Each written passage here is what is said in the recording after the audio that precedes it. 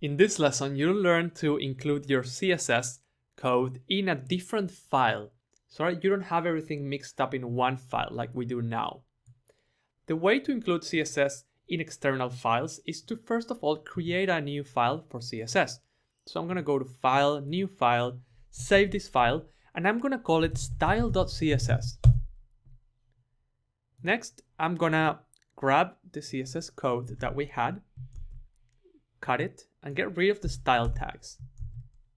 And I'm going to put that code in here. The last part, as you probably imagine, needs to be to include this file somehow. So I just want to show you that CSS is now gone because we took it away and we haven't included the new file. So let's go and include this new file. We'll use the same link tag, which is used to include external files, in this case, particular cases like the CSS or the fav icon. But the rel in this case is going to be style sheet. That's just what you type on the attribute. And href will indicate the location of the file.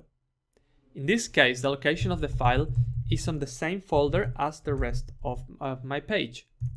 It's just on this Learn to Code folder, as you can see. So it's in here. If it was in a subfolder, we would have to type the name of that subfile folder and /, like this, for example. If the folder was called CSS, it would have to be like this, exactly like we did with images. There's no difference to that. So if we now refresh the page, you'll see that our CSS is back because we're including it in an external file. Normally, it's recommended to put CSS in an external file so that you can work separately in different files and the project is just more manageable. Also, if more than one person is working on the project, it's easier to work on different files in this manner. I'm gonna also show you another way of including CSS, which is not recommended, but you do have to be aware it exists because you might see it around. And this is to include CSS as an attribute. So you can add a style attribute here and add CSS rules to it. For example, you could add color green.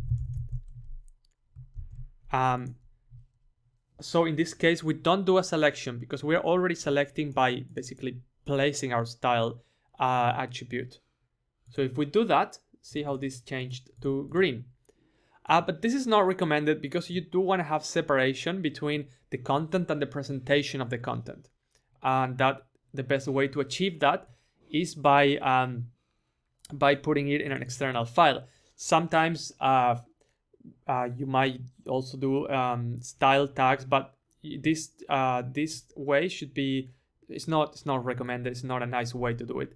If you want to modify one element in particular, there are other ways to do it, and that's what we're actually looking at on the very next lesson. To summarize, separation of content and presentation is important. Put your CSS in an external file, include it using the link tag, and inside your CSS, you can just add any CSS code. You don't need to use the style tags in here.